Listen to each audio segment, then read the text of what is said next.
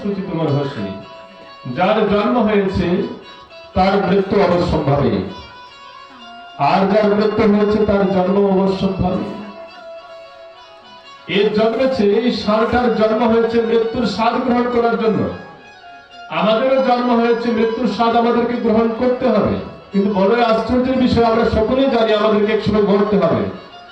তারপরও আমরা অনাকাঙ্ক্ষিত কর্ম, অসৎ কর্ম, দুষ্ট প্রবৃত্তি সম্পন্ন কর্মগুলি থেকে আমরা দূরে সরে যায় না।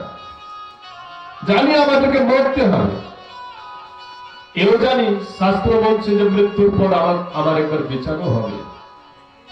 সেই বিচার অনুসারে আবার পুনর্জন্ম হতে পারে।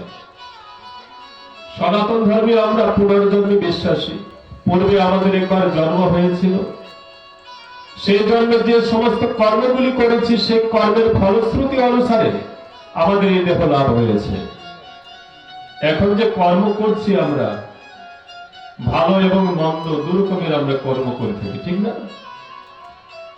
ভালো কর্ম করলে তার ফল ভালো হবে, আর খারাপ কর্ম করলে তার ফল খারাপ হবে।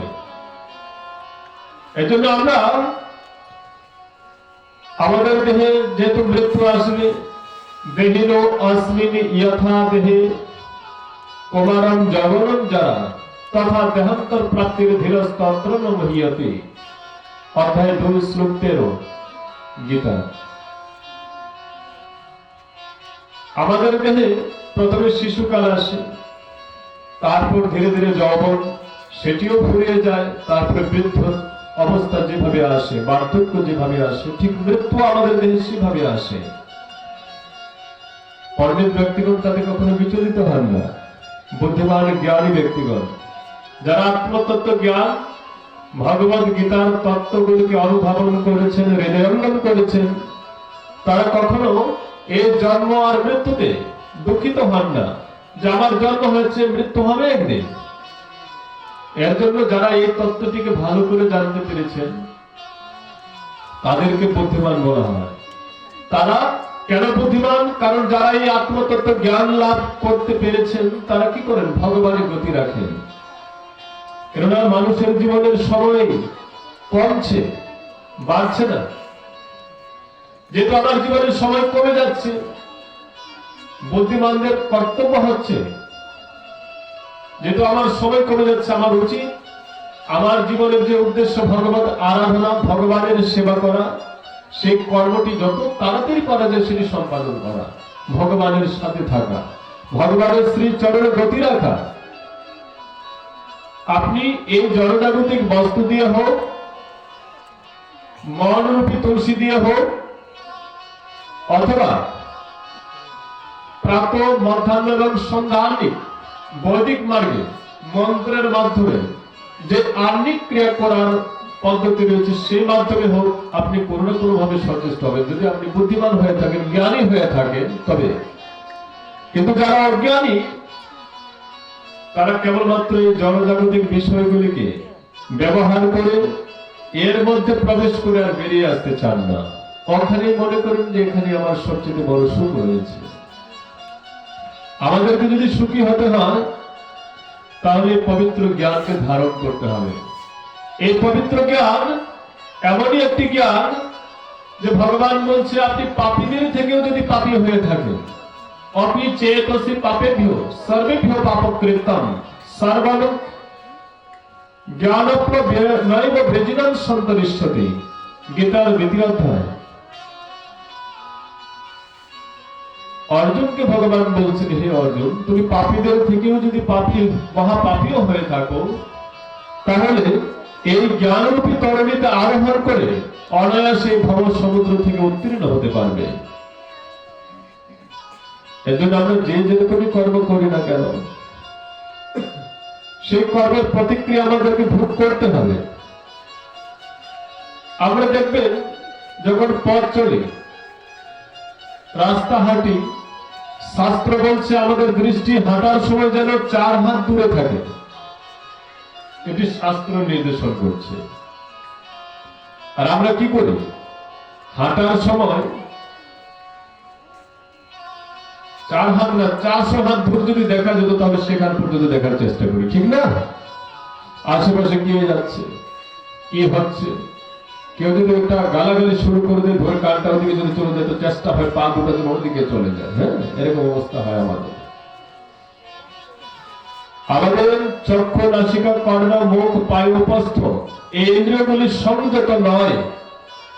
এই ইন্দ্রিয়গুলি সংযত না থাকার কারণে আমাদের দেহের মধ্যে জড়জাগতিক দুঃখগুলি আমাদেরকে অত্যন্ত জ্বালা যন্ত্রণা দেয়। আমাদের উচিত আমাদের এই ইন্দ্রিয়গুলিকে ভগবদ গীতার আলোকে, ভগবদ গীতার জ্ঞানকে ধারণ করে ইন্দ্রিয়গুলিকে সংযত করা। যিনি তার সংযত করতে পারেন তিনি এই জড়জগতে কখন মারা যাব, কার কি গতি হবে সেগুলো চিন্তা না করে কেবলমাত্র নিজ কর্তব্য বুঝে কর্তব্য কর্ম পালন করে যান। কেননা আমাদের কেবলমাত্র কর্মে অধিকার আছে, আমাদের তাই কর্ম করা উচিত। ভগবান অর্জুনকে বলছেন, কর্ম নিয়েব অধিকারস্তে মা ফলেষু কদাচন মা কর্মফল হেতু ভূর্মা সঙ্গস্তব কর্মণি। হে অর্জুন, তোমার কর্মের অধিকার আছে, তাই কর্ম করো, কর্মের ফলে নয়।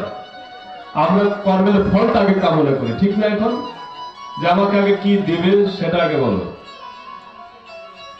গিভেন টেকেন পলিসির যুগ হয়েছে এখন। এজন্য আমরা সর্বদাই আমাকে কি দেওয়া হবে আগে সেটা চিন্তা করি, তারপরে কর্ম করি। উল্টো করছি আমরা। এরপরও আমরা বলে থাকি কখনো কখনো আমরা ভগবানকে ভজনা করি, ভগবানের ভক্ত আমি। এভাবে যারা আমরা নিজের জীবনকে কন্ট্রাক্টের মাধ্যমে পরিচালনা করে যাচ্ছি তাদের ভগবানের কৃপা লাভ হবে না। কেন? ভগবান স্পষ্ট ভাষায় বলেছেন কর্মে অধিকার আছে, কর্মে ফলে নয়। যেহেতু আমরা কর্মের ফল সর্বসময় আগে চিন্তা করি, অতএব ভগবানের কৃপা লাভ করা কি করে সম্ভব হতে পারে? যাই হোক, ওই পণ্ডিত মশাই এরকম ভাবে বিভিন্ন তত্ত্ব কথা ওই আগত গ্রামবাসীদেরকে বোঝাচ্ছেন। আমার যে দেহটা, এই দেহটা আমার নয়, আমি হচ্ছে আত্মা। এই দেহের মৃত্যু হয়, আত্মার মৃত্যু হয় না। আত্মা এই দেহটাকে ত্যাগ করে অন্য একটি দেহে দেহান্তরিত হয়। এই দেহে থাকা অবস্থায় আমরা যখন আত্মা এই দেহে থাকা অবস্থায় আমরা কর্ম করি, যখন অসৎ কর্ম করি এই দেহ দ্বারা, তখন এই দেহ দ্বারা কৃত অসৎ কর্মের দ্বারাই আত্মার অধঃপতন হয়। ওই অধঃপতিত আত্মা যখন এই দেহটা ত্যাগ করে তখন ওই অধঃপতন যুগ কর্মগুলি অন্য দেহে প্রবেশ করে তা ভোগ করায়।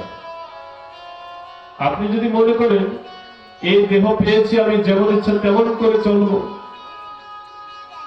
একদিন তো মরতে হবে, মরলে আর কেউ দেখছে কি হবে পরে সেটা তো আর জানি না। এটা ভেবে অনেকে অনেক যেমন ইচ্ছা তেমন করে নিজের জীবনকে পরিচালনা করে থাকে। তাদের বোঝা উচিত যেহেতু সনাতন শাস্ত্র রয়েছে, সনাতন ধর্ম বলে একটি ধর্মমত রয়েছে এবং বিভিন্ন শাস্ত্রে ভগবানের কৃপা লাভ হয়েছে, ভগবানের বিভিন্ন রকমের প্রবোধন আমাদের উদ্দেশ্যে প্রকাশ পেয়েছে। যেহেতু আমরা কখনো কখনো বিভিন্ন দেবী দেবতা বা ভগবানের পুজো করে থাকি, সেখানে যাই, প্রসাদ পাই, ভগবানের কথা শ্রবণ কীর্তন করি, এত কিছু যখন করি তখন শাস্ত্রের কথাগুলিকেও আমাদের বিশ্বাস করতে হবে। বিশ্বাসম ফলদায়কম, বিশ্বাস করলেই ফল পাওয়া যায়। এজন্য বিশ্বাসের কেন